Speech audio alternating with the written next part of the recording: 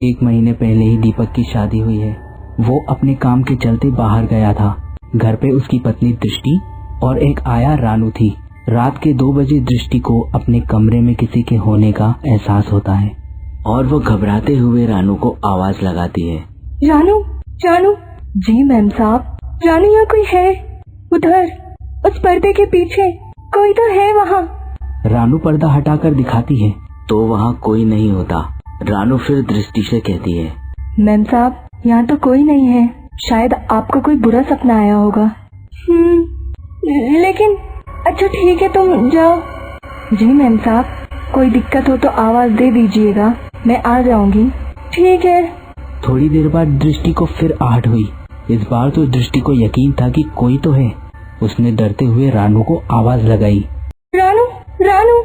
जी ma'am साहब। देखो रानू, मैं कह रही थी ना, यहाँ कोई तो है।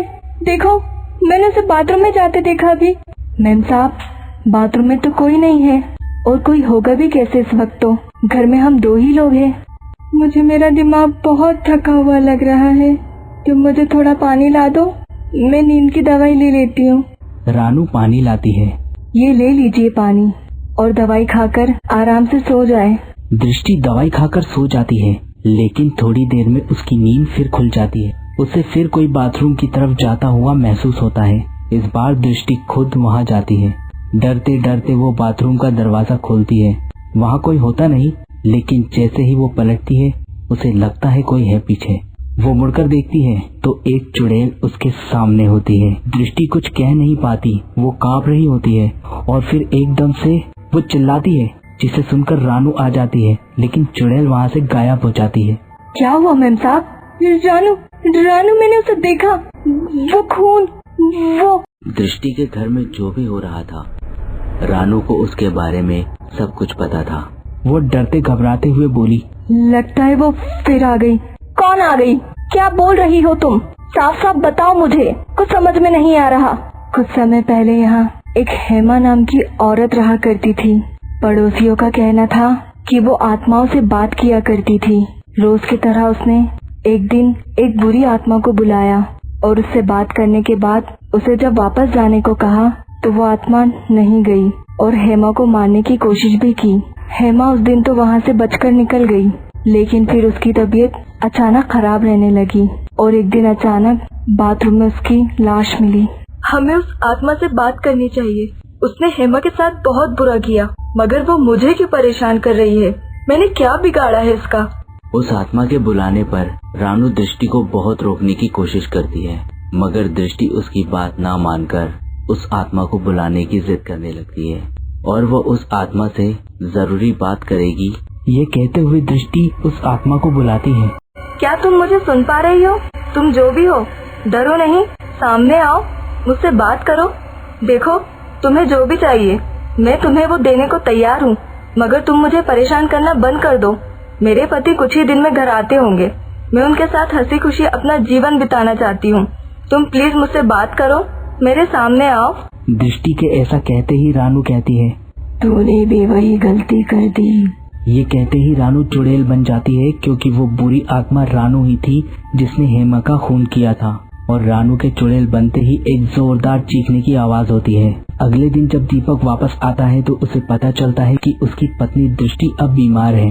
रानू दीपक को बताती है कि मेम साहब कल बाथरूम से गिर गई थी, तब से ना कुछ बोल पा रही है और ना ही बिस्तर से उठ पा रही है, सिर्फ आंखें झपकाती है।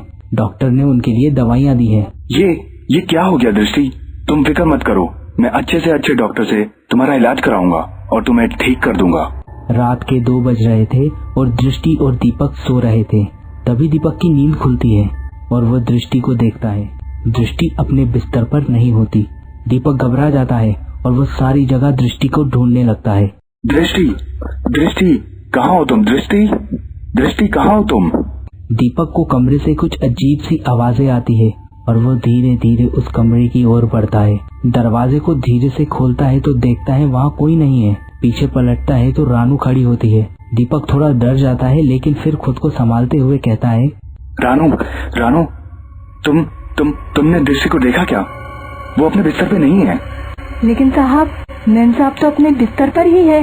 दीपक ने रानू के साथ जब जाकर देखा तो दृष्टि बिस्तर पर सोई हुई थी। दीपक सोच में पड़ जाता है कि आखिरकार ये सब हो क्या रहा है। इस बात से दीपक बहुत परेशान हो जाता है। लेकिन मैंने अभी तो देखा था, तब दृष्टि यहाँ नहीं थी। ये कैसे हो सकता है साहब? मैम साहब तो अपने बिस्तर से हिल भी नहीं सकती। शायद आपको कोई बुरा सपना आया होगा। वैसे भी जब से आप आए हैं मैम साहब को लेके बहुत ही ज्यादा टेंशन में है। आप सो जाएं, सब जल्दी ही ठीक हो जाएगा। ठीक है रानू। दीपक सोने की कोशिश करता है, लेकिन थोड़ी ही देर बाद उसकी नींद खुल जाती है। वो देखता है कि दृष्टि फिर से अपने बिस्तर पर नहीं है। इससे पहले कि वो उठ पाता, उसकी नजर अपनी छत पर जाती है। वो देखता है कि दृष्टि छिपकली की तरह रेंग रही होती है। दीपक बुरी तरह डर जाता है। दृष्टि की नजर उस पर पड़ जाती है और वो बिना आवाज किए सोने का नाटक करता है। दृष्टि धीरे धीरे बड़बड़ाती है, खत्म कर दूंगी सबको, खत्म कर दूंगी। बाथरूम में दफने मेरी लाश की तरह तुम सबकी लाश भी सड़ेगी इस घर में। ये सुनते ही दीपक समझ जाता है कि उसके पास वक्त कम बचा है और उठ के सीधा बाथरूम की तरफ भागता है। अंदर जाकर दीपक दरवाजा बंद कर लेता है और बाथरूम की जमीन को खोदने लगता है। दृष्टि जो अभी चुड़ैल बनी हुई थी वो दरवाजे को जोर जोर से ठोकने लगती है। दीपक खोदना चालू रखता है। दीपक को अचानक जमीन में से कंकाल नजर आने लगता है। दीपक पर्दे को खींचकर कंकाल के ऊपर डाल देता है और अपनी जेब से लाइटर निकालकर आग लगा देता है।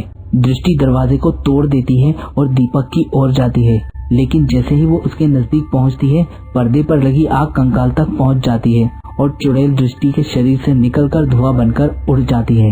रानू, रानू, क्या हुआ तुम्हें? तुम उसे क्यों पुकार रहे हो? क्या तुम्हें अभी भी नहीं मालूम? क्या? वो चुड़ैल रानू ही थी। दृष्टि की बात सुनकर दीपक बहुत हैरान हो जाता है, यह जानकर कि उसके घर की ही नौकरानी एक चुड़ैल निकली। अगर वो सही टाइम पर घर नहीं आता तो दृष्टि को वो बुरी चुड़ैल जिंदा नहीं छोड़ती। 20 साल बीत चुके हैं और अब दृष्टि और दीपक के साथ उस दिन के बाद से कोई बुरी घटना नहीं हुई और वो लोग अपने 2 बच्चों के साथ हंसी खुशी से अब उस घर में रहने लगे हैं।